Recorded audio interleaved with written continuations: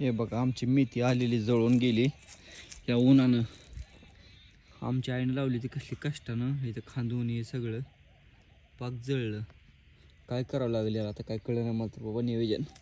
सावली पण गेली होती सगळी तरी बी जळून गेलं. काय आमचं असं होत असेल म्हणल्यावर शेतकऱ्यांचं काय होत असेल हाला असल्या उन्हानं.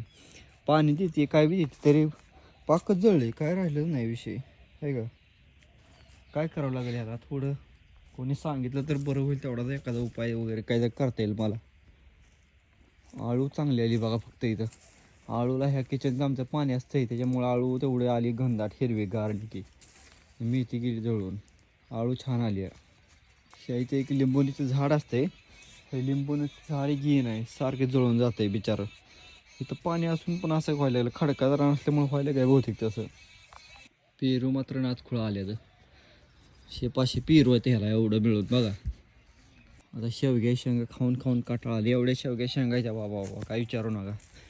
शेवग्या शेंगा लागल्या. हे बघा सगळ्या शेवग्या सांगायचं मोठ्या मोठ्या झाल्या आता. या शेवग्या शेंगा खायला देशी बिगर औषधाच्या. इथं वांगी लावली होती. वांगी काही मोठी होईना ती.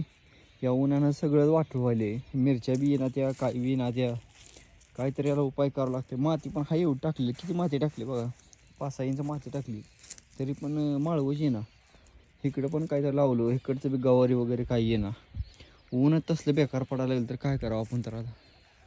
पग जळून गेलं काय राहिलं नाही इकडं सगळं. बाकीची ही मोठी मोठी झाडं तेवढी हिरवी हिरवी आहे ती बघा. बाकी सगळी बारकी जळून गेली काय सुद्धा राहिलं नाही माळव्यात. ही डाळिंब